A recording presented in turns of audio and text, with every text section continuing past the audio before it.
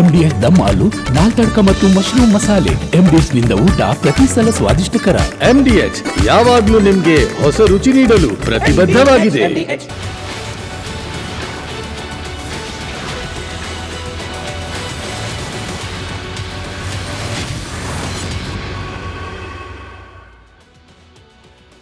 ಮೊದಲನೇದಾಗಿ ರಾಜ್ಯ ರಾಜಕಾರಣದತ್ತ ಗಮನ ಹರಿಸೋಣ. ರಾಜ್ಯದಲ್ಲಿ ಸಂಪುಟ ಪುನರ್ರಚನೆಯ ಚರ್ಚೆ ಸಿಕ್ಕಾಪಟ್ಟೆ ಜೋರಾಗಿದೆ. ನಾಳೆ ಸಿಎಂ ಸಿದ್ದರಾಮಯ್ಯ ಒಂದು ಇಂಪಾರ್ಟೆಂಟ್ ಡಿನ್ನರ್ ಮೀಟಿಂಗ್ ಕರೆದಿದ್ದಾರೆ. ಆ ಒಂದು ಡಿನ್ನರ್ ಕೂಟದಲ್ಲಿ ಕೆಲವು ಸಚಿವರಿಗೆ ವಿದಾಯ ಹೇಳ್ತಾರೆ ಅನ್ನೋ ಚರ್ಚೆ ನಡೀತಾ ಇದೆ. ಆದರೆ ಸಿಎಂ ಪುತ್ರ ಯತೀಂದ್ರ ಹೇಳ್ತಾ ಇರೋದೇ ಬೇರೆ.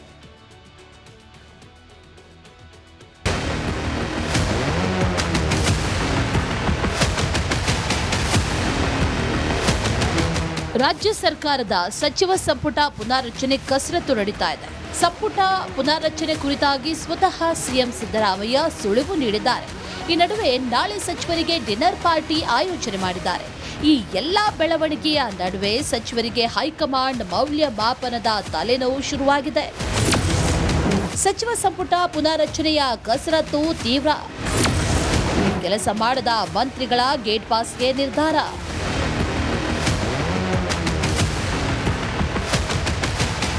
34 ಸಚಿವರ ಪೈಕಿ ಈಗಾಗಲೇ 2 ತಲೆದಂಡ ಆಗಿದೆ. ಉಳಿದಂತೆ ಯಾವ ಸಚಿವರು ಸೇಫ್ ಝೋನ್ನಲ್ಲಿದ್ದಾರೆ, ಯಾವ ಸಚಿವರು 50-50 ಝೋನ್ನಲ್ಲಿದ್ದಾರೆ ಹಾಗೂ ಯಾವ ಸಚಿವರು ಡೇಂಜರ್ ಝೋನ್ನಲ್ಲಿ ಇದ್ದಾರೆ ಅನ್ನುವಂಥ ಚರ್ಚೆಗಳು ರಾಜಕೀಯ ಪಡಸಾಲೆಯಲ್ಲಿ ಶುರುವಾಗಿದೆ. ನವೆಂಬರ್ ಅಲ್ಲ, ಡಿಸೆಂಬರ್ನಲ್ಲಿ ಸಂಪುಟ ಪುನಾರಚನೆ ಅದು ಆಗುತ್ತೆ ಅಂತ ಹೇಳಿದ್ದಾರೆ. ಈಗಾಗಲೇ ಕೆಲವು ಹಿರಿಯ ಸಚಿವರುಗಳು ಕೂಡ ಹೇಳಿದ್ದಾರೆ ಮತ್ತು ಮುಖ್ಯಮಂತ್ರಿಗಳು ಸೂಚ್ಯವಾಗಿ ಹೇಳಿದ್ದಾರೆ. ಸೊ ಬಹುಶಃ ಆಗುತ್ತೆ ಡಿಸೆಂಬರ್. ಅದಕ್ಕೂ ಕೂಡ ಮುಖ್ಯಮಂತ್ರಿಗಳು ಈಗಾಗಲೇ ಉತ್ತರ ಕೊಟ್ಟಿದ್ದಾರೆ. ಎಲ್ಲಿ ತನಕ ಅವರು ಮುಖ್ಯಮಂತ್ರಿಗಳಾಗಿರ್ತಾರೋ ಅವ್ರ ಸಂಪುಟದಲ್ಲಿ ನನ್ನ ಮಂತ್ರಿ ಮಾಡಲ್ಲ ಅಂತ ಹೇಳಿದ್ದಾರೆ. ಸೊ ಹಾಗಾಗಿ ಆ ಪ್ರಶ್ನೆ ಬರುತ್ತೆ. ನಮ್ದೇನಿದೆ, ಎಲ್ಲ ಹೈಕಮಾಂಡ್ಗೆ ಬಿಟ್ಟಿದ್ದು. ಅದೆಲ್ಲ ಮುಖ್ಯಮಂತ್ರಿಗಳು ತೀರ್ಮಾನ ಮಾಡ್ತಾರೆ, ನಮ್ಮ ಹೈಕಮಾಂಡ್ ತೀರ್ಮಾನ ಮಾಡುತ್ತೆ. ಅಲ್ಲಲ್ಲ, ಅದೆಲ್ಲ ಹೈಕಮಾಂಡ್ ತೀರ್ಮಾನ ಮಾಡ್ತಾರೆ. ನೋಡಿ, ಯಾರು ನಿಮ್ಗೆ ಹೇಳಿದ್ರು 3 DCM ಮಾಡ್ತಾರೆ, ರಿಷಫಲ್ ಮಾಡ್ತಾರೆ ಅಂತ ಯಾರು ನಿಮಗೆ ಫೋನ್ ಮಾಡಿ ಹೇಳಿದ್ರಾ? ಹೇಳಿದ್ರಾ? ಅಲ್ಲಲ್ಲ, ಯಾರಾದರೂ ಹೇಳಿದರೆ ಸ್ಪೆಸಿಫಿಕ್ ಆಗಿ ಹೇಳಿ. ಮುಖ್ಯಮಂತ್ರಿಗಳು ಅದು ಮಾಡುವಂಥ ಸಂದರ್ಭ ಬಂದಾಗ ಅವ್ರು ಮಾಡ್ತಾರೆ, ಅವರ ವಿವೇಚನೆ ಅದು. ಆಮೇಲೆ ಹೈಕಮಾಂಡನ್ನು ಕೇಳಿಕೊಂಡು ಮಾಡ್ತಾರೆ. ರಾಜ್ಯದಲ್ಲಿ ಸಚಿವ ಸಂಪುಟ ಪುನಾರಚನೆ ಚರ್ಚೆ ಜೋರಾಗಿದೆ. ಅದರಲ್ಲೂ ಆಕಾಂಕ್ಷಿಗಳಂತೂ ಚಾತಕ ಪಕ್ಷಿಗಳಂತೆ ಕಾಯ್ತಿದ್ದಾರೆ. ಈ ಜಗ ಪ್ರಸವಕ್ಕೆ ನಾಳೆಯೇ ಚಾಲನೆ ಸಿಗುವ ನಿರೀಕ್ಷೆ ಇದೆ. Bureau report, republic Kannada.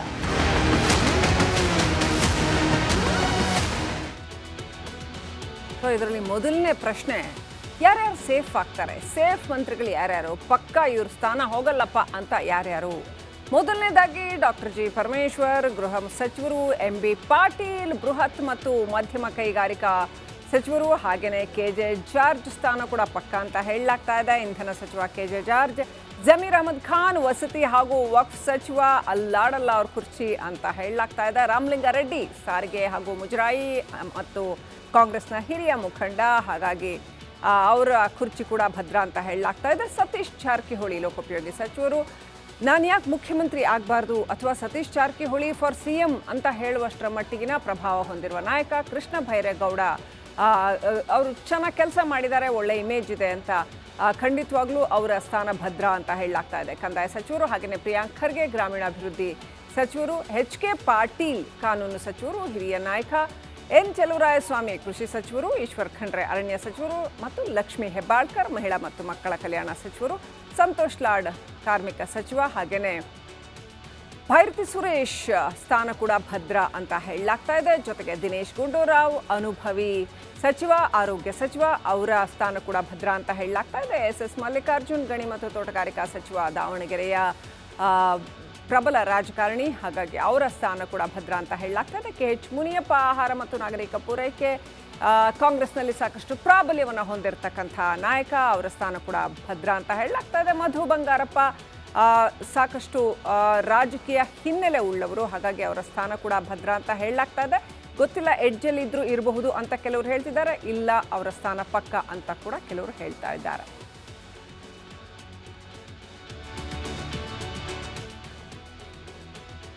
ರಾಜ್ಯದಲ್ಲಿ ರಾಜಕೀಯವಾಗಿ ದಿನಕ್ಕೊಂದು ಬೆಳವಣಿಗೆ ನಡೀತಾ ಇದೆ. ರಾಜ್ಯ ಕಾಂಗ್ರೆಸ್ನಲ್ಲಿ ದಿನಕ್ಕೊಂದು ಬೆಳವಣಿಗೆ ನಡೀತಾ ಇದೆ. ಈ ನಡುವೆ ಸಿಎಂ ಸ್ಥಾನದ ಬದಲಾವಣೆ ವಿಚಾರ ಸಾಕಷ್ಟು ಚರ್ಚೆಗೆ ಎಡೆ ಮಾಡಿ ಕೊಡ್ತಾ ಇದೆ. ಏನೇ ಆ ಬಗ್ಗೆ ಚರ್ಚೆ ಬೇಡ, ಚರ್ಚೆ ಇಲ್ಲ ಅಂದರೂ ಕೂಡ ಬೆಂಕಿ ಇಲ್ಲದೆ ಹೊಗೆ ಆಡತ್ತಾ ಅಂತ ಕೇಳುವಷ್ಟರ ಮಟ್ಟಿಗೆ ಏನೋ ನಡೀತಾ ಇದೆ ಆ ವಿಚಾರದಲ್ಲಿ ಅಂತ. ಎನಿವೆ, ಈಗ ಇದ್ದವರನ್ನೇ ಮುಂದುವರಿಸೋದಕ್ಕೆ ಹೈಕಮಾಂಡ್ ನಿರ್ಧಾರ ಮಾಡಿದರೆ DCM DK ಶಿವಕುಮಾರ್ ಅವರು ಏನು ಮಾಡ್ತಾರೆ ಅನ್ನೋದು ಪ್ರಶ್ನೆಯಾಗಿದೆ.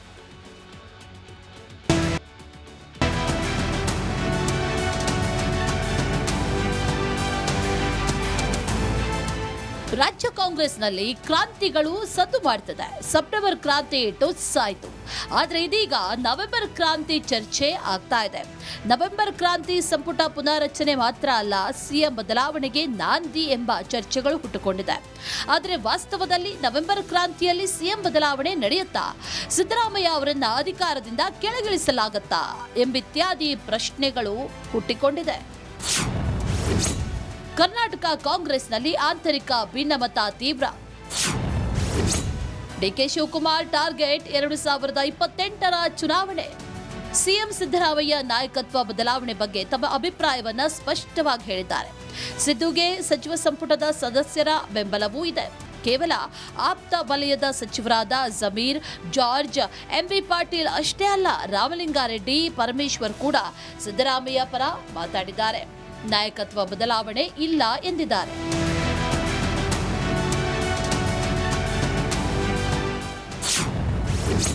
ಹೈಕಮಾಂಡ್ಗೆ ಸಿದ್ದರಾಮಯ್ಯ ಭಯ ಇದೆಯಾ? ಸಿಎಂ ಸಿದ್ದರಾಮಯ್ಯ ಪ್ರಭಾವಿ ನಾಯಕ, ಅಹಿಂದ ವರ್ಗದ ಪ್ರಶ್ನಾತೀತ ನಾಯಕ. ಕುರುಬ, ಮುಸ್ಲಿಂ ಮಾತ್ರ ಅಲ್ಲ, ಇತರ ಹಿಂದುಳಿದ ವರ್ಗಗಳು, ಶೋಷಿತ ಸಮುದಾಯಗಳ ಬೆಂಬಲ ಸಿದ್ದರಾಮಯ್ಯ ಅವರ ಪರವಾಗಿದೆ. ಅಂತಹ ಮತ್ತೋರ್ವ ನಾಯಕ ಕಾಂಗ್ರೆಸ್ನಲ್ಲಿ ಇಲ್ಲ ಅನ್ನೋದು ವಾಸ್ತವ. ಇಂಥ ಸ್ಥಿತಿಯಲ್ಲಿ ನಾಯಕತ್ವ ಬದಲಾವಣೆ ಮಾಡಿದ್ರೆ ಅದು ಉಂಟು ಮಾಡುವಂತಹ ಪರಿಣಾಮ ಅಷ್ಟಿಷ್ಟಲ್ಲ ಅನ್ನೋದು ಹೈಕಮಾಂಡ್ಗೂ ಗೊತ್ತಿದೆ. ಡಿಕೆಶಿ ಸ್ಟ್ರಾಟಜಿ 2028. ಡಿಕೆಶಿ ಸದ್ಯ ಸಿಎಂ ಸ್ಥಾನದ ಆಸೆ ಕೈಬಿಟ್ಟು 2028ರ ಗುರಿ ಇಟ್ಕೊಂಡಿದ್ದಾರಾ ಅನ್ನುವಂಥ ಅನುಮಾನ ಶುರುವಾಗಿದೆ. 2028ರಲ್ಲಿ ರಾಜ್ಯದಲ್ಲಿ ಕಾಂಗ್ರೆಸ್ ಆಡಳಿತಕ್ಕೆ ಬಂದರೆ ಡಿಕೆಶಿ ತನ್ನ ಸಿಎಂ ದಾಳವನ್ನ ಉರುಳಿಸಬಹುದು. ಆ ಸಂದರ್ಭದಲ್ಲಿ ಸಿದ್ದರಾಮಯ್ಯ ಕಾಂಪಿಟೇಷನ್ನಲ್ಲಿ ಇರೋದಿಲ್ಲ. ಕಳೆದ ಅವಧಿಯಲ್ಲಿ ನಾನು ಹೈಕಮಾಂಡ್ ನಿಲುವಿಗೆ ಬದ್ಧವಾಗಿದ್ದೆ, ಈ ಅವಧಿಯಲ್ಲಿ ನನಗೆ ಸ್ಥಾನ ನೀಡಲೇಬೇಕು ಅಂತ ಪಟ್ಟು ಹಿಡಿಯಬಹುದು. ಅದಕ್ಕೂ ಮೊದಲು ಪಕ್ಷದವರನ್ನ ತನ್ನ ಪರವಾದ ಶಾಸಕರ ಸಂಖ್ಯೆಯನ್ನ ಹೆಚ್ಚಿಸಿಕೊಳ್ಳಬಹುದು. ಆದರೆ 2028 ಕಾಂಗ್ರೆಸ್ ಆಡಳಿತಕ್ಕೆ ಬಂದರೆ ಈ ಆಸೆ ಈಡೇರಬಹುದು ಅನ್ನೋದು ವಾಸ್ತವ.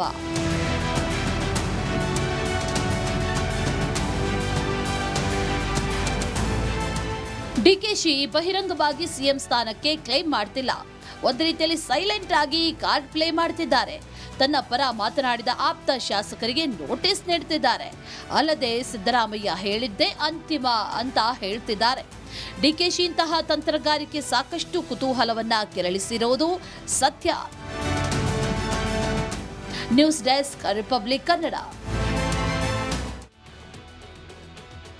ಸೊ ಡೇಂಜರ್ ಝೋನಲ್ಲಿ ಯಾರ್ಯಾರಿದ್ದಾರೆ, ಯಾರಿಗೆಲ್ಲ ಆತಂಕ ಇದೆ ಅಂತ ನೋಡೋದಾದ್ರೆ ಹಿಂದುಳಿದ ವರ್ಗಗಳ ಹಾಗೂ ಕಲ್ಯಾಣ ಸಚಿವ ಶಿವರಾಜ್ ತಂಗಡಗಿ, ಹಾಗೆಯೇ ಡಾಕ್ಟರ್ ಶರಣಪ್ರಕಾಶ್ ಪಾಟೀಲ್, ಉನ್ನತ ಶಿಕ್ಷಣ ಸಚಿವ, ಹಾಗೆಯೇ ಮೀನುಗಾರಿಕಾ ಸಚಿವರಾಗಿರ್ತಕ್ಕಂಥ ಮಂಕಾಳ ವೈದ್ಯ, ಡಿ ಸುಧಾಕರ್, ಯೋಜನೆ ಮತ್ತು ಸಾಂಖ್ಯಿಕ ಇಲಾಖೆ ಸಚಿವ, ಹಾಗೆಯೇ ಸಮಾಜ ಕಲ್ಯಾಣ ಇಲಾಖೆಯ ಸಚಿವ ಡಾಕ್ಟರ್ HC ಮಹದೇವಪ್ಪ ಅಂತ ಹೇಳಲಾಗ್ತಾ ಇದೆ. ಗೊತ್ತಿಲ್ಲ ಇದು ಏನಾಗುತ್ತೆ ಅಂತ. ಎನಿವೆ, ಯಾರ್ಯಾರಿಗೆ ಅಪಾಯ ಅಂತ ನೋಡ್ತಾ ಹೋಗೋದಾದ್ರೆ ಅಂದರೆ ಇದೊಂಥರ ಡೇಂಜರ್ ಝೋನ್. ಅವ್ರು ಎಕ್ಸ್ಪೆಕ್ಟ್ ಮಾಡ್ತಾರೋ ಇಲ್ವೋ, ಬಟ್ ಅವ್ರಿಗೆ ಅಪಾಯ ಇದೆ ಅಂತ ಹೇಳೋ ಅಂಥವ್ರು ಯಾರ್ಯಾರಪ್ಪ ಅಂತ ನೋಡೋದಾದರೆ ಪಶುಸಂಗೋಪನೆ ಮತ್ತು ರೇಷ್ಮೆ ಸಚಿವ ಕೆ ವೆಂಕಟೇಶ್, ಹಾಗೆಯೇ ಸಣ್ಣ ಕೈಗಾರಿಕಾ ಸಚಿವ ಶರಣಬಸಪ್ಪ ದರ್ಶನಾಪುರ, ಅಬಕಾರಿ ಸಚಿವ RB ತಿಮ್ಮಾಪುರ್, ರಹೀಂ ಖಾನ್, ಪೌರಾಡಳಿತ ಸಚಿವರು ಶಿವಾನಂದ ಪಾಟೀಲ್, ಜವಳು ಮತ್ತು ಸಕ್ಕರೆ, NS ಬೋಸರಾಜ್, ಸಣ್ಣ ನೀರಾವರಿ ಸಚಿವರು, ಇವರು ಕೂಡ ಅಪಾಯ ಕಾದಿದೆ ಅಂತ ಹೇಳಲಾಗ್ತದೆ. ಅಂದರೆ ಗೊತ್ತಿಲ್ಲ, ಡೇಂಜರ್ ಝೋನಲ್ಲಿ ಇದ್ದಾರೆ ಅಂತ. ಡಾಕ್ಟರ್ MC ಸುಧಾಕರ್, ವೈದ್ಯಕೀಯ ಶಿಕ್ಷಣ ಸಚಿವರು. ಇಷ್ಟು ಜನಕ್ಕೆ ಇವ್ರು ನಿರೀಕ್ಷೆ ಮಾಡ್ತಾರೋ ಇಲ್ವೋ, ಆದರೆ ಇವರು ಒಂದು ರೀತಿಯಲ್ಲಿ ಡೇಂಜರ್ ಝೋನಲ್ಲಿ ಇದ್ದಾರೆ ಅನ್ನೋಂಥದ್ದು.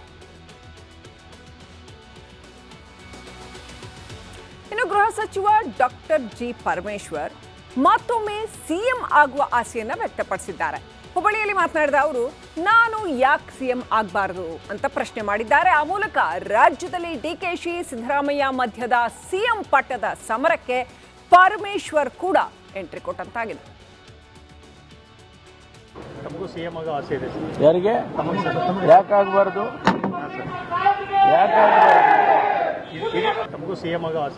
ಯಾರಿಗೆ ಯಾಕಾಗಬಾರ್ದು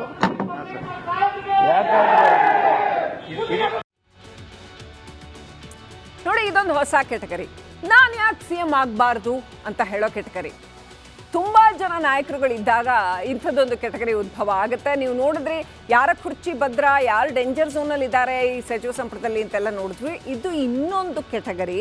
but this is the most dangerous category ಸಿದ್ದರಾಮಯ್ಯನವರಿಗೆ ಅವ್ರಿಗೆ ಸಂಬಂಧಪಟ್ಟಂಗೆ. ನಾನು ಯಾಕೆ ಸಿ ಎಂ ಆಗಬಾರ್ದು ಅಂತ ಹೇಳುವಂಥ ಕೆಟಗರಿ ಕೇವಲ ಸಿದ್ದರಾಮಯ್ಯನವರಿಗೆ ಅಷ್ಟೇ ಅಲ್ಲ, ಯಾರೆಲ್ಲ ಸಿ ಎಂ ಸ್ಥಾನದ ಆಕಾಂಕ್ಷಿಗಳು ಅವ್ರಿಗೆಲ್ಲ. ಸೊ ಯಾರು ಹಂಗೆ ಹೇಳ್ತಿದ್ದಾರೆ, ಅಫ್ಕೋರ್ಸ್ ನಿಮ್ಗೆಲ್ರಿಗೂ ಗೊತ್ತು. ಮೊದಲನೇದಾಗಿ ಅವರಾಗೆ ಹೇಳ್ದಿದ್ರು ಕೂಡ ಆ ಥರದೊಂದು ಪ್ರಬಲ ರಾಜಕೀಯ ಅಲೆ ಇದೆ. ಡಿ.ಕೆ. ಶಿವಕುಮಾರ್ ಉಪಮುಖ್ಯಮಂತ್ರಿಗಳು, ಅವರು ಸಿ ಎಂ ಸ್ಥಾನದ ಆಕಾಂಕ್ಷಿ ಅಂತ ಹೇಳಲಾಗಿದೆ, ಗೊತ್ತಿಲ್ಲ. ಇನ್ನು ಸತೀಶ್ ಜಾರಕಿಹೊಳಿ ಲೋಕೋಪಯೋಗಿ ಸಚಿವರು, ಅವರು ಹೋದಲ್ಲೆಲ್ಲ ಅವರ ಅಭಿಮಾನಿಗಳು ಸತೀಶ್ ಜಾರಕಿಹೊಳಿ ಸಿ ಎಂ ಆಗಬೇಕು ಅಂತ ಜೈಕಾರ ಹಾಕ್ತಾ ಇದ್ದಂಥದ್ದು. ನಾನು ಯಾಕೆ ಸಿ ಎಂ ಆಗಬಾರ್ದು, ನಾನಾದರೆ ಏನು ತಪ್ಪು ಅನ್ನುವಂಥದ್ದು, ನನಗೂ ಕೂಡ ಈಕ್ವಲ್ ಅರ್ಹತೆ ಇದೆ ಅಂತ ಹೇಳೋ ಅಂಥ ನಾಯಕರುಗಳು. ಡಾಕ್ಟರ್ ಜಿ ಪರಮೇಶ್ವರ್ ಆಲ್ರೆಡಿ ಹೇಳಿದ್ದಾರೆ. ಇನ್ನು ಕೆ ಎನ್ ರಾಜಣ್ಣ ಸಾಕಷ್ಟು ಸರಿ ಹೇಳಿದರು, ಯಾಕ್ರಿ ಆಗಬಾರ್ದು, ನಾನು ಯಾಕ್ರಿ ಸಿ ಎಂ ಆಗಬಾರ್ದು ಅಂತ ಕೆ ಎನ್ ರಾಜಣ್ಣ ಸಾಕಷ್ಟು ಸರಿ ಹೇಳಿದರು. ಆಗ್ತಾರೋ ಬಿಡ್ತಾರೋ, ಆಗಕ್ಕೆ ಇವ್ರು ಬಿಡ್ತಾರಾ ಇಲ್ವಾ, ಹೈಕಮಾಂಡ್ ಏನು ಹೇಳುತ್ತೆ, ಇವತ್ತು ರಾಜಣ್ಣ ಅವರ ಪರಿಸ್ಥಿತಿ ಏನಾಗಿದೆ ಇವೆಲ್ಲ ಬೇರೆ ಪ್ರಶ್ನೆ. ಆದರೆ ನಾನು ಯಾಕೆ ಸಿ ಎಂ ಆಗಬಾರ್ದು ಅಂತ ಕೇಳುವಂಥ ಒಂದು ತಾಕತ್ತು ಕೆ ಎನ್ ರಾಜಣ್ಣ ಅವರಿಗೆ ಇದೆ ಅನ್ನುವಂಥದ್ದು. ಆರ್ ವಿ ದೇಶಪಾಂಡೆ ಮಾಜಿ ಸಚಿವರು, ಸುದೀರ್ಘ ರಾಜಕೀಯ ಜೀವನವುಳ್ಳವರು, ಹಾಗೆ ಪ್ರಬಲ ನಾಯಕ ಕಾಂಗ್ರೆಸ್ನ, ಅವರು ಕೇಳ್ತಿದ್ದಾರೆ ನಾನು ಯಾಕೆ ಆಗಬಾರ್ದು ಅಂತ. ಎಂ ಬಿ ಪಾಟೀಲ್ ಕೈಗಾರಿಕಾ ಸಚಿವ, ನಾನು ಯಾಕೆ ಸಿ ಎಂ ಆಗಬಾರ್ದು ಅಂತ ಕಳೆದ ಅವಧಿಯಿಂದನೂ ಕೂಡ ಹೇಳ್ತಾ ಬಂದಿದ್ದಾರೆ ಅವರು. ಇನ್ನು ಆಹಾರ ಸಚಿವ ಕೆ ಎಚ್ ಮುನಿಯಪ್ಪ, ಎಷ್ಟು ಎಕ್ಸ್ಪೀರಿಯನ್ಸ್ ಇದೆ, ನಾನು ಯಾಕೆ ಆಗಬಾರ್ದು ಸಿ ಎಮ್ಮು ಅಂತ ಕೇಳ್ತಾ ಇದ್ದಾರೆ. ಆರ್ ವಿ ತಿಮ್ಮಾಪುರ ಅಬಕಾರಿ ಸಚಿವರು, ನಾನಾದ್ರೆ ಏನು ತಪ್ಪು, ಯಾಕೆ ಆಗಬಾರ್ದು ನಾನು ಅಂತ ಅವರು ಕೂಡ ಕೇಳ್ತಾ ಇದ್ದಾರೆ. ಇನ್ನು ಶರಣಬಸಪ್ಪ ದರ್ಶನಪುರ ಕೈಗಾರಿಕಾ ಸಚಿವ, ಯಾರು ಬೇಕಾದ್ರೂ ಕಾಂಗ್ರೆಸ್ಸಲ್ಲಿ ಸಿ ಎಂ ಆಗ್ಬೋದು, ನಾನು ಯಾಕೆ ಆಗಬಾರ್ದು ಅನ್ನೋ ಅರ್ಥದಲ್ಲಿ ಹೇಳ್ತಾ ಇದ್ದಾರೆ. ಮಹಿಳಾ ಮತ್ತು ಮಕ್ಕಳ ಖಾತೆ ಸಚಿವೆ ಲಕ್ಷ್ಮೀ ಹೆಬ್ಬಾಳ್ಕರ್, ನೋಡಿ ಇದನ್ನು ಮಾತ್ರ ಅಷ್ಟು ಸುಲಭವಾಗಿ ತೊಗೊಳಕ್ಕಾಗಲ್ಲ. ಯಾಕಂತಂದರೆ ಕರ್ನಾಟಕಕ್ಕೆ ಇನ್ನೂ ಕೂಡ ಮಹಿಳಾ ಮುಖ್ಯಮಂತ್ರಿ ಬಂದಿಲ್ಲ. ಹಾಗಾಗಿ ಮಹಿಳಾ ಮುಖ್ಯಮಂತ್ರಿ ರೇಸ್ನಲ್ಲಿ ಬಹಳ ಮುಂದಿರ್ತಕ್ಕಂಥವ್ರು, ಅದರಲ್ಲಿ ಪ್ರಬಲವಾದ ಹೆಸರು ಲಕ್ಷ್ಮೀ ಹೆಬ್ಬಾಳ್ಕರ್ ಅವ್ರದ್ದು. ಹಾಗಾಗಿ ನಾನು ಯಾಕೆ ಸಿ ಎಂ ಆಗಬಾರ್ದು ಅಂತ ಅವ್ರು ಬಾಯ್ಬಿಟ್ಟು ಹೇಳ್ತಾರೋ ಇಲ್ವೋ ಗೊತ್ತಿಲ್ಲ, ಆದರೆ ರೇಸ್ನಲ್ಲಿ ಅವರ ಹೆಸರು ಬಹಳ ಪ್ರಬಲವಾಗಿದೆ. ಮಹಿಳಾ ಮತ್ತು ಮಕ್ಕಳ ಖಾತೆ ಸಚಿವೆ ಬಸವರಾಜ ರಾಯರೆಡ್ಡಿ, ಅತ್ಯಂತ ಹಿರಿಯ ನಾಯಕ, ಯಲಬುರ್ಗಾ ಶಾಸಕ, ನಾನು ಯಾಕೆ ಸಿ ಎಂ ಆಗಬಾರ್ದು ಅನ್ನುವಂಥದ್ದು. ಶಾಮನೂರು ಶಿವಶಂಕರಪ್ಪ ಭಾಳ ಸರಿ ಹೇಳಿದ್ದಾರೆ, ಅವರು ಅಗಾಧ ರಾಜಕೀಯ ಅನುಭವ ಇರ್ತಕ್ಕಂಥವ್ರು, ನಾನು ಯಾಕೆ ಸಿ ಎಂ ಆಗಬಾರ್ದು ಅಂತ. ತನ್ವೀರ್ ಸೇಠ್, ನಮ್ಮ ಸಮುದಾಯಕ್ಕೂ ಒಬ್ಬರನ್ನ ಸಿ ಎಂ ಮಾಡ್ರಿ ಅಲ್ಲ ಅಂತ ತನ್ವೀರ್ ಸೇಠ್ ಕೇಳಿದ್ರೆ ಆಶ್ಚರ್ಯ ಇಲ್ಲ. ಸೊ ಇದು ನಾನು ಯಾಕೆ ಸಿ ಎಂ ಆಗಬಾರ್ದು ಕೆಟಗರಿ. ಮತ್ತೊಂದು ರಾಜಕೀಯ ಬೆಳವಣಿಗೆ, ಇಂಟ್ರೆಸ್ಟಿಂಗ್ ಪೊಲಿಟಿಕಲ್ ಡೆವಲಪ್ಮೆಂಟ್ ಇವತ್ತು ನಡೆದಿರ್ತಕ್ಕಂಥದ್ದು. ಡಿ.ಕೆ. ಶಿವಕುಮಾರ್ ಹಾಗೂ ಮುನಿರತ್ನ ನಡುವಿನ ದ್ವೇಷ, ಅವರಿಬ್ಬರು ಮುಖಾಮುಖಿ ಆಗೋದರ ಮುಖಾಂತರ ಒಂದು ಹೊಸ ಹೈಟ್ ಡ್ರಾಮಾಕ್ಕೆ ಕಾರಣವಾಗಿತ್ತು. ಅವರಿಬ್ಬರ ದ್ವೇಷ, ಮನಸ್ತಾಪ ಈಗ ಮತ್ತೊಂದು ಲೆವೆಲ್ಗೆ ಹೋಗಿದೆ.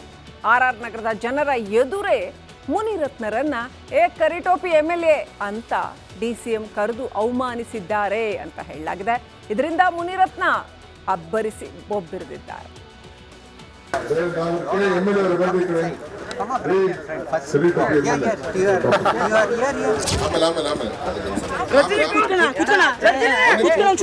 ಈ ಕಾರ್ಯಕ್ರಮಕ್ಕೆ ನನಗೆ ಆಹ್ವಾನ ಇಲ್ಲ, ಆದರೂ ಈ ಬೆಂಗಳೂರಿನ ನಗರದ ಒಬ್ಬ ಪ್ರಜೆಯಾಗಿ ನಾನು ಇವತ್ತು ಬಂದು ನಿಮ್ಮ ಜೊತೆಲಿ ನಾನು ಕೂತ್ಕೊಳ್ತೀನಿ.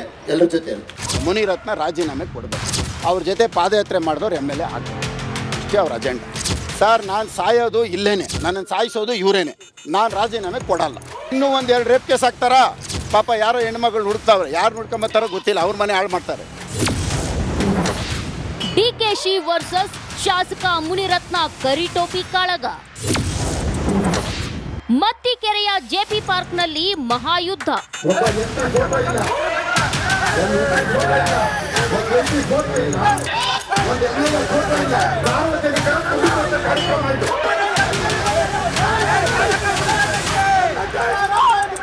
ಹೈ ಡ್ರಾಮಾ, ಗದ್ದಲ, ಆಕ್ರೋಶ. ಆರ್ಆರ್ ನಗರದ ರಾಜಕಾರಣ ಮತ್ತೊಂದು ಹಂತಕ್ಕೆ ಬಂದು ನಿಂತಿದೆ.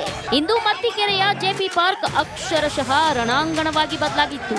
ಡಿಸಿಎಂ ಡಿಕೆ ಶಿವಕುಮಾರ್ ಹೇಳಿದ ಆ ಒಂದು ಮಾತು ಮೊದಲೇ ಉರಿಯುತ್ತಿದ್ದ ಶಾಸಕ ಮುನಿರತ್ನರ ಪಿತ್ತ ನೆತ್ತಿಗೇರಿಸಿತ್ತು.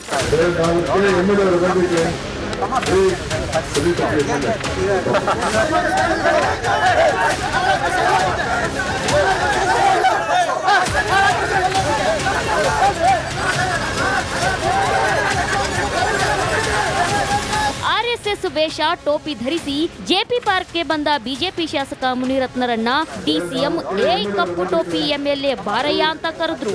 ಇದೇ ನೋಡಿ ಈ ಮಲ್ಲ ಯುದ್ಧಕ್ಕೆ ನಾಂದಿ ಹಾಡಿದ್ದು.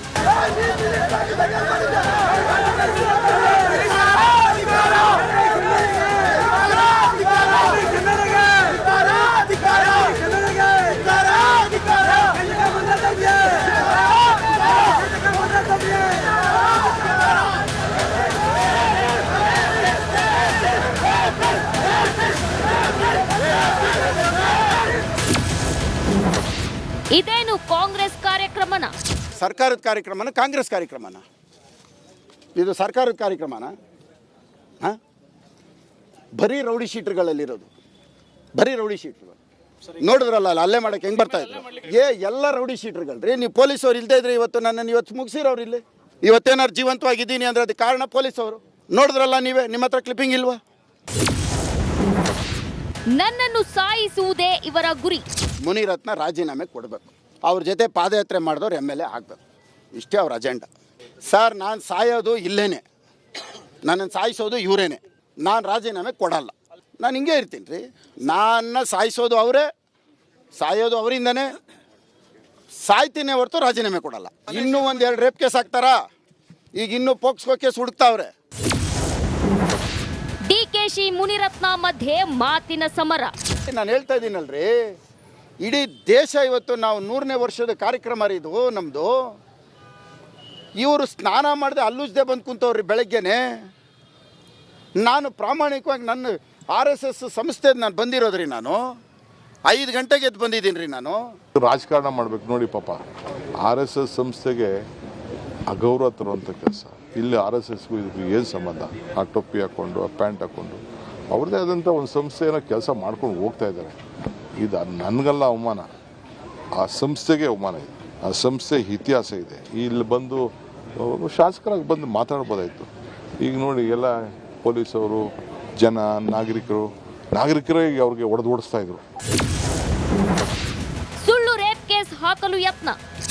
ಇನ್ನೂ 1-2 ರೇಪ್ ಕೇಸ್ ಹಾಕ್ತಾರಾ? ಈಗ ಇನ್ನೂ ಪೋಕ್ಸ್ಕೋ ಕೇಸ್ ಹುಡುಕ್ತಾವ್ರೆ. ಪಾಪ ಯಾರೋ ಹೆಣ್ಮಗಳನ್ನ ಹುಡುಕ್ತಾವ್ರೆ. ಯಾರು ನೋಡ್ಕೊಂಬತ್ತಾರೋ ಗೊತ್ತಿಲ್ಲ. ಅವ್ರ ಮನೆ ಹಾಳು ಮಾಡ್ತಾರೆ. ರೇಪ್ ಕೇಸ್ಗಳು, ಸುಳ್ಳು ರೇಪ್ ಕೇಸ್ಗಳು ಹಾಕ್ತಿದ್ದಾರೆ ಅಂತ ಆರೋಪ ಮಾಡ್ತಾರೆ. ಸರ್ಕಾರನೇ ರೆಡಿ ಮಾಡ್ತಿದೆ ಅಂತ ಆರೋಪ ಮಾಡ್ತಾರೆ. ಅದು ಡಿಕೆ ಶಿವಕುಮಾರ್ ಅವರನ್ನ ಸೋಲಿಸಿದ ನಂತರದಲ್ಲಿ ಅಂತ. ಹೌದಾ? ಭಾಳ ಸಂತೋಷ. ಅವ್ರಿಗೆ ಆ ಭಾವನೆ ಇತ್ತು ಅಂತಂದರೆ ಅದಕ್ಕೆಲ್ಲ ಏಜೆನ್ಸಿಗಳಿದೆ. ಏಜೆನ್ಸಿಗೆ ಏನು ಬೇಕೋ ಫೈಲ್ ಮಾಡ್ತಾರೆ. ಡಿಕೆ ಶಿವಕುಮಾರ್ ಹಾಗೂ ಮುನಿರತ್ನ ನಡುವಿನ ಮಾತಿನ ಮಲ್ಲ ಯುದ್ಧ ಈಗ ರಾಜ್ಯ ರಾಜಕಾರಣದಲ್ಲಿ ಹಲ್ಚಲ್ ಎಬ್ಬಿಸಿದ್ದು, ಕೇಸರಿ ನಾಯಕರು ಕಾಂಗ್ರೆಸ್ ವಿರುದ್ಧ ಮುಗಿಬಿದ್ದಿದ್ದಾರೆ. ಧೈರ್ಯ ಇದ್ರೆ ಮುಸ್ಲಿಂ ಟೋಪಿ ಬಗ್ಗೆ ಮಾತಾಡ್ಲಿ.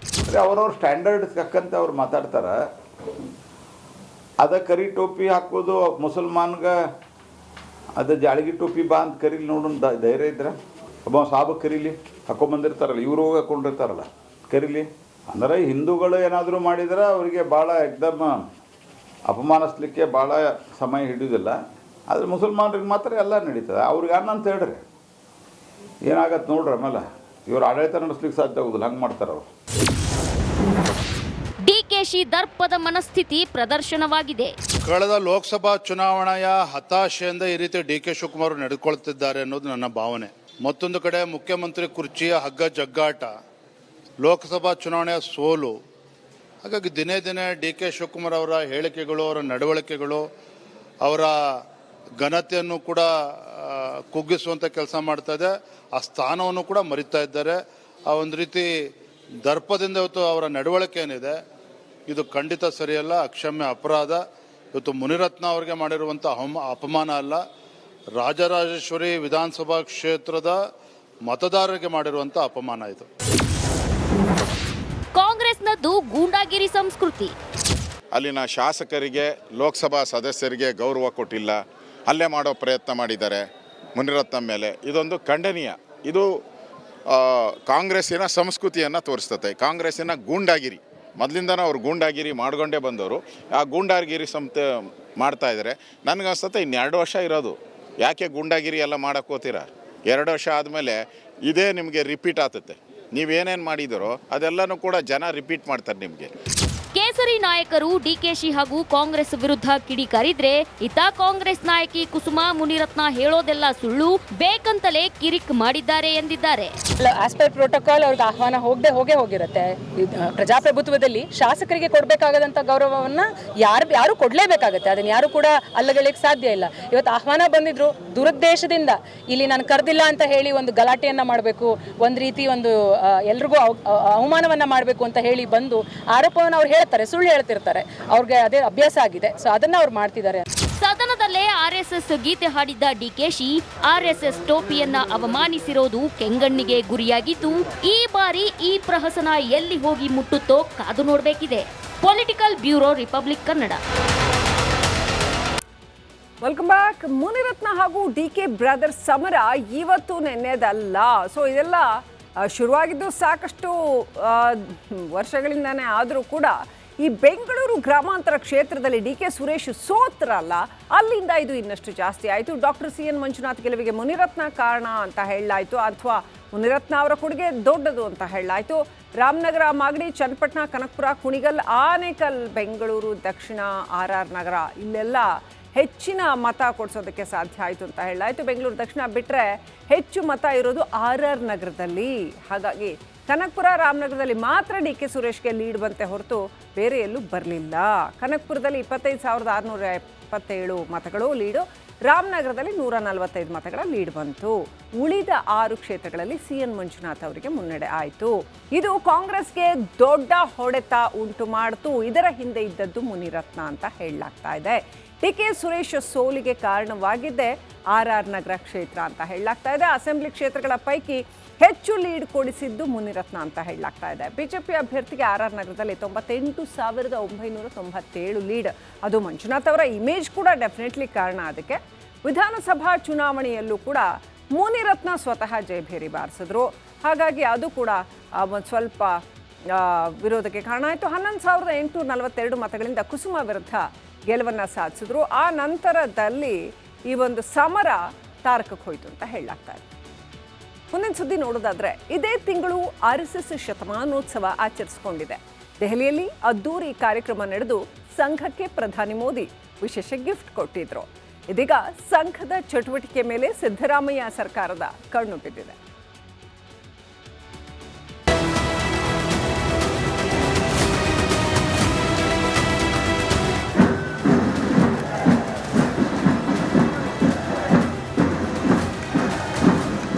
RSS ದೇಶದ ಹಿಂದೂಗಳ ಸ್ವಾಭಿಮಾನವನ್ನ ಜಾಗೃತಗೊಳಿಸುವ ಉದ್ದೇಶದಿಂದಲೇ ಜನ್ಮ ತಳೆದ ಸಂಘಟನೆ 1925 ಅಕ್ಟೋಬರ್ 27ರಂದು ಕೇಶವ ಬಲಿರಾಮ ಹೆಗ್ಡೆ ವಾರ್ರಿಂದ ಅಧಿಕೃತವಾಗಿ ಸ್ಥಾಪನೆಗೊಂಡಿತು. ಹಿಂದೂ ಪರಂಪರೆ, ಸಂಸ್ಕೃತಿ, ಈ ಧರ್ಮ ನಡೆದು ಬಂದ ದಾರಿ, ಭಾರತೀಯರ ಚಿಂತನೆಗಳ ಬಗ್ಗೆ ಜಾಗೃತಿ ಮೂಡಿಸುವ ಸಲುವಾಗಿ ಸೃಷ್ಟಿಯಾದ ಸಂಘಟನೆ ಈಗ ದೇಶದ ಉದ್ದಗಲಕ್ಕೂ ತನ್ನನ್ನು ತಾನು ಚಾಚಿಕೊಂಡಿದೆ.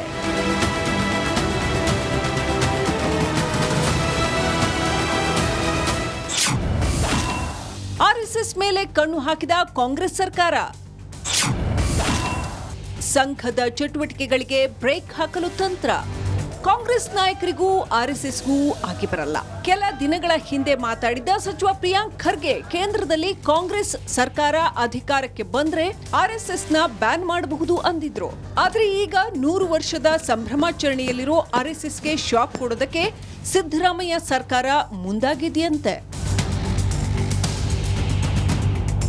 RSSಗೆ 100 ವರ್ಷ ತುಂಬಿದ ಬೆನ್ನಲ್ಲೇ ಶಾಕ್ ನೀಡೋದಕ್ಕೆ ಸರ್ಕಾರ ಮುಂದಾಗಿದೆ ಎನ್ನಲಾಗಿದೆ.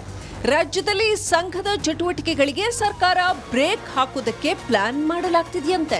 ಸಾರ್ವಜನಿಕ ಹಾಗೂ ಸರ್ಕಾರಕ್ಕೆ ಸಂಬಂಧಿಸಿದ ಸ್ಥಳಗಳಲ್ಲಿ RSS ಚಟುವಟಿಕೆಗೆ ಬ್ರೇಕ್ ಹಾಕಲಾಗುತ್ತಂತೆ.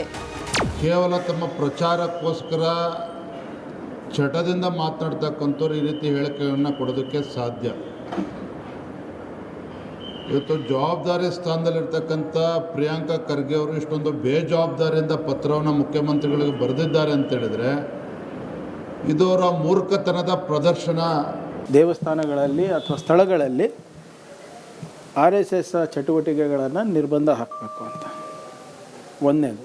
ಎರಡನೇದು, ಅವರು ಏನು ಪಥಸಂಚಲನ ಮಾಡ್ತಾರೆ ಹಲವಾರು ಕಡೆ ವಿತೌಟ್ ಪರ್ಮಿಷನ್ನು ದೊಣ್ಣೆ ಬೀಸ್ಕೊಂಡು ದೊಣ್ಣೆ ಹಿಡ್ಕೊಂಡು ನೂರಾರು ಜನ ಪ್ರಚೋದನೆಯಾಗಿ ಘೋಷಣೆಗಳು ಕುಟ್ಕೊಂಡು ಹೋಗ್ತಾರೆ, ಅದು ಸರಿಯಲ್ಲ ಅಂತ. RSSನ ಬಗ್ಗೆ ವಿನಾಕಾರಣವಾದಂಥ ಟೀಕೆಗಳನ್ನು ಪ್ರಿಯಾಂಕಾ ಖರ್ಗೆ ಮಾಡ್ತಾ ಇರುವಂಥದ್ದು ಇದು ಮೊದಲ ಬಾರಿ ಏನಲ್ಲ. ತನ್ನ 2.5 ವರ್ಷದ ಸಚಿವ ಸ್ಥಾನದ ಅಧಿಕಾರಾವಧಿಯಲ್ಲಿ ಜನರಿಗೆ ಹತ್ತಿರ ಆಗುವಂಥ ಯಾವುದೇ ಕಾರ್ಯಕ್ರಮಗಳನ್ನು ತಮ್ಮ ಇಲಾಖೆಯ ಮುಖಾಂತರ ಮಾಡಲೇ ಇಲ್ಲ. ಕರ್ನಾಟಕದಲ್ಲಿ RSS ಚಟುವಟಿಕೆಗಳಿಗೆ ಬ್ರೇಕ್ ಬೀಳುವ ಸಾಧ್ಯತೆ ಇದೆ. RSS ಗಣವೇಷಧಾರಿಗಳ ಪಥ ಸಂಚಲನದ ಮೇಲೆ ಇದೀಗ ಸರ್ಕಾರದ ಕೆಂಗಣ್ಣು ಬಿದ್ದಿದೆ. ಸಾರ್ವಜನಿಕ ಸ್ಥಳಗಳಲ್ಲಿ ಪಥ ಸಂಚಲನಕ್ಕೆ ಬ್ರೇಕ್ ಹಾಕಿ ಅಂತ ಮುಖ್ಯಮಂತ್ರಿಗಳಿಗೆ ಕೆಲ ಸಚಿವರು ಪ್ರಸ್ತಾವನೆ ಸಲ್ಲಿಸಿದ್ದಾರೆ. ಶಾಲೆ, ಕಾಲೇಜು ಆವರಣ, ಉದ್ಯಾನವನ, ಸರ್ಕಾರಿ ಮೈದಾನ, ಹಾಸ್ಟೆಲ್, ಕ್ಯಾಂಪಸ್ನಲ್ಲಿ RSS ಚಟುವಟಿಕೆಯನ್ನ ನಿರ್ಬಂಧಿಸಿ ಅಂತ ಕೇಳಿದ್ದಾರೆ. ಆದ್ರೆ ಕಾನೂನಾತ್ಮಕವಾಗಿ RSS ಅನ್ನ ಬ್ಯಾನ್ ಮಾಡಕ್ಕಾಗಲ್ಲ. ಇದೇ ಕಾರಣಕ್ಕೆ RSS ಚಟುವಟಿಕೆಗೆ ಕಡಿವಾಣ ಹಾಕೋದಕ್ಕೆ ಪ್ಲಾನ್ ಮಾಡಲಾಗಿದೆಯಂತೆ. 100 ವರ್ಷದ ಹಿನ್ನೆಲೆಯಲ್ಲಿ ಬೆಂಗಳೂರಿನ 100 ಕಡೆ RSS ಪಥ ಸಂಚಲನ ನಡೆಯುತ್ತಿದೆ. ಆ ಪಥ ಸಂಚಲನದಲ್ಲಿ ವಿಪಕ್ಷ ನಾಯಕ R. ಅಶೋಕ್ ಭಾಗಿಯಾಗಿದ್ರು. Bureau report, republic Kannada. ರಾಜ್ಯದಲ್ಲಿ ಜಾತಿ ಗಣತಿಗೆ ಸರ್ಕಾರ ವೇಗ ನೀಡಿದೆ. ಎಲ್ಲ ಶಿಕ್ಷಕರು ಕಡ್ಡಾಯವಾಗಿ ಗಣತಿ ಮಾಡುವಂತೆ ಸೂಚಿಸಿದೆ. ಸರ್ಕಾರದ ಈ ಆದೇಶದಿಂದ ಸಾಲು ಸಾಲು ಸಮಸ್ಯೆ ಎದುರಾಗಿದೆ.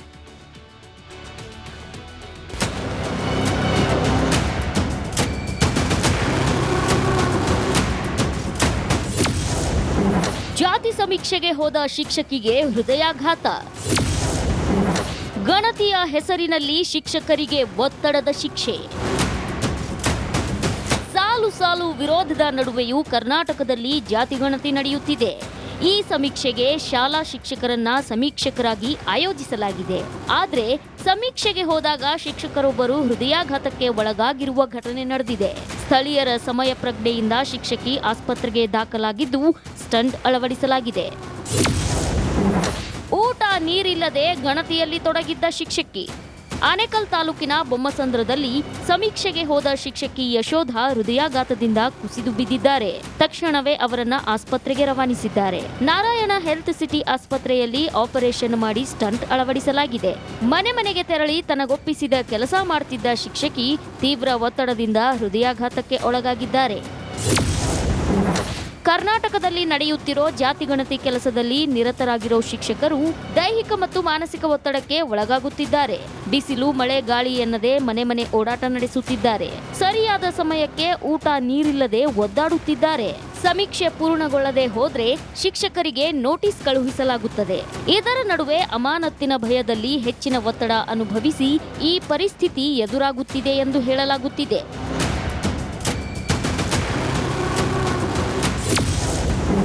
ಸ್ವರ್ಗ ಮತ್ತು ನರಕದಲ್ಲೂ ಸರ್ವೆ ನಡೀತಿದೆಯಾ?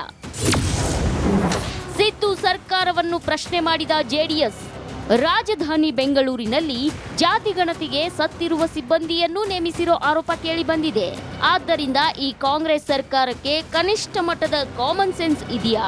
ಸತ್ತವರು ಸ್ವರ್ಗದಿಂದ ಅಥವಾ ನರಕದಿಂದ ಬಂದು ಸಮೀಕ್ಷೆ ಮಾಡಲು ಸಾಧ್ಯವೇ ಎಂದು JDS ಪ್ರಶ್ನಿಸಿದೆ. Bureau report, republic Kannada. Bihar ಚುನಾವಣೆಗೆ ದಿನಗಣನೆ ಶುರುವಾಗಿದೆ. ರಾಜಕೀಯ ಪಕ್ಷಗಳು ಎಲ್ಲೋ ಚಿಂತೆಗೆ ಬಿದ್ದಿವೆ. ಇದರ ನಡುವೆ NDA ಮೈತ್ರಿಕೂಟ ಸೀಟ್ ಹಂಚಿಕೆ ಮಾಡಿದ್ದು ಚುನಾವಣಾ ಕಣದಲ್ಲಿ ಒಂದು ಹೆಜ್ಜೆ ಮುಂದಿಟ್ಟಿದೆ.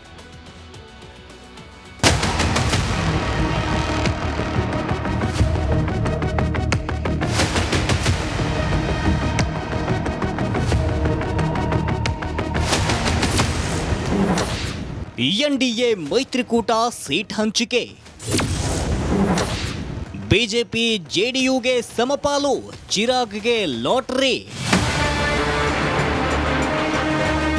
ಬಿಹಾರ ಎಲೆಕ್ಷನ್ ಕಣ ದಿನದಿಂದ ದಿನಕ್ಕೆ ಕಾವು ಪಡೆದುಕೊಳ್ತಿದೆ. ಬಿಹಾರ ಫಲಿತಾಂಶ ರಾಷ್ಟ್ರ ರಾಜಕಾರಣದ ಮೇಲೆ ದೊಡ್ಡ ಪ್ರಭಾವ ಬೀರಲಿದೆ. ಇದರ ನಡುವೆ ಅಳಿದು ತೂಗಿ ಎನ್ಡಿಎ ಮೈತ್ರಿಕೂಟ ಸೀಟ್ ಹಂಚಿಕೆ ಮಾಡಿದೆ.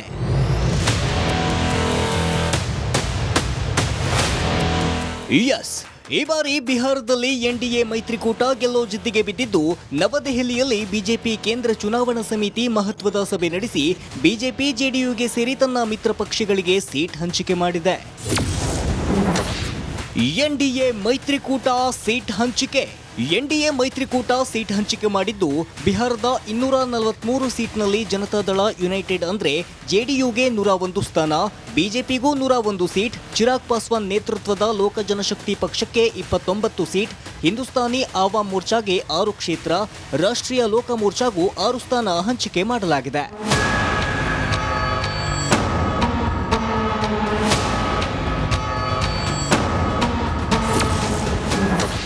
ಕಮಾಲ್ ಮಾಡ್ತಾರ ಪ್ರಶಾಂತ್ ಕಿಶೋರ್. ಎನ್ಡಿಎ ಮಹಾಗಠಬಂಧನ್ ಅಬ್ಬರದ ನಡುವೆ ಜನಸ್ವರಾಜ್ ಪಕ್ಷದ ಸದ್ದು ಜೋರಾಗಿದೆ. ಈ ಬಾರಿ ಚುನಾವಣಾ ತಂತ್ರಜ್ಞ ಪ್ರಶಾಂತ್ ಕಿಶೋರ್ ಗೇಮ್ ಚೇಂಜರ್ ಆಗ್ತಾರಾ, ಇಲ್ಲ ಮಕಾಡೆ ಹೊಡಿತಾರಾ ಅನ್ನೋ ಲೆಕ್ಕಾಚಾರ ಶುರುವಾಗಿದೆ.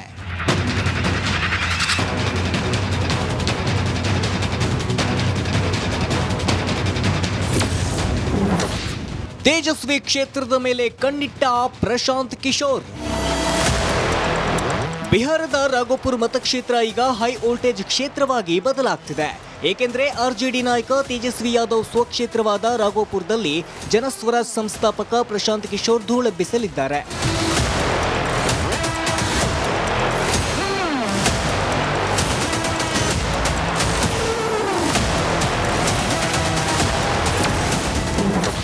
ಚುನಾವಣೆಗೂ ಮುನ್ನ ಇಂಡಿ ಕೂಟ ಛಿದ್ರ.